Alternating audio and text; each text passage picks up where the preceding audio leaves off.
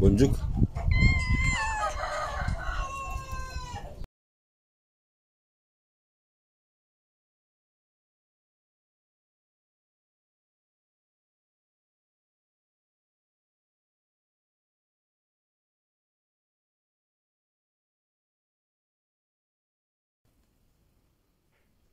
Dar alanda nasıl göndereceğim?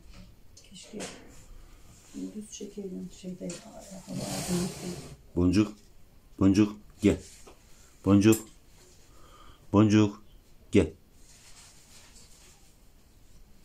Gel. Gel. Gel oğlum. Al. Gel oğluşum. Gel.